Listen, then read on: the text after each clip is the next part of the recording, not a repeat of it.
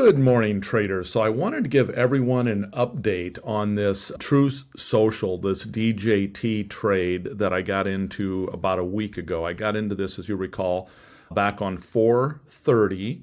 And my goal with this trade, this is to refresh everyone. If you're not sure, go back and watch the prior video on this where I entered it.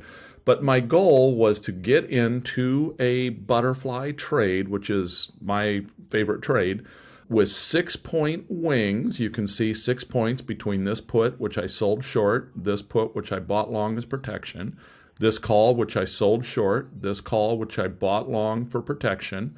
I did 10 of these. So my goal was to get into this for more than $6 in credit. My maximum risk, if this thing were to plummet to the downside, my maximum risk is going to be whatever this difference is. If it were to rip to the upside, my maximum risk is going to be whatever this is. Now, if I can get more than $6 to get into this butterfly, I have zero risk in the trade, zero risk of loss. So you can't just go out and put out an order, though, to open a butterfly for more than $6. The broker won't allow it. The broker will basically say, that's stupid, that's a no-risk trade. We're not in the business of doing no-risk trades. However, on the entry, I broke it into two separate trades. I sold this put spread, and I sold this call spread. The combination of those two gave me $6.06 in credit.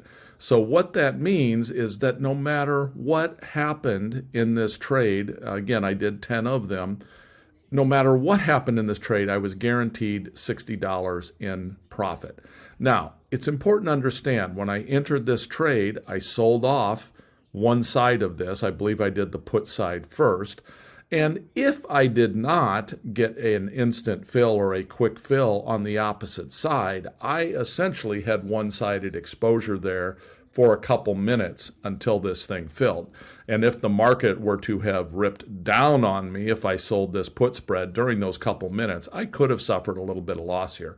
But the bid-ask spreads were so wide when I went and put these orders out. I put them out at prices. I put them out essentially the same time.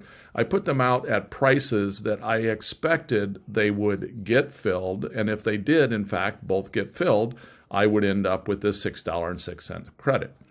On exiting this trade, what I also did, because the bid-ask spreads were so wide, I just floated an order out there to sell two of these at $5. Now remember, I just told you I sold these at $6.06.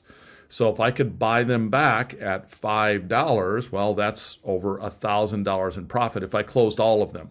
That's not what I'm doing here. I'm phasing out of these. So we can see right here, I'm just going back and forth between these two. This is the original trade as it was opened. This is where it's at right now. We can see that my minimum profit, normally it would say max risk, but because there is no risk, it's saying my minimum profit on this trade is $60. Now again, I just thinned two of those out at profit, and we can see after I thin two of those out, now my minimum profit on this trade is $260. No matter what happens in this trade, I will at least profit $260. So yesterday, late in the day, again, my order to close two of these butterflies hit. I had that order setting out there for $5, again, having sold them for $6.06. Now I just went and I floated another order out there to thin this further. I believe I put that order at $4 to thin out another two. So this thing expires in 9 days. So the decay is going to accelerate here over the next few days. Our T0 line, as we get into next week, is really going to start to raise rapidly here. And while I personally don't normally carry trades close to expiration, this one I might carry much closer to expiration because I don't care. I had no risk in this thing from the start. And if I can pick up another $1,000 out of this, I'm happy to do. Will I carry it all the way to the final probably day or two next Thursday or Friday? Probably not, because at that point I'm running the risk of getting assigned. Not that I care if I get assigned, that doesn't faze me one bit. And there's also a YouTube video out there that I urge you to look for about, I think it's called Assignment, Why I Don't Care. And it will explain why I don't care, because it really doesn't change the complexion of the trade at all, with the one exception of if I'm assigned short shares. Right now, the brokers don't like that. They don't want people holding short shares of this stock.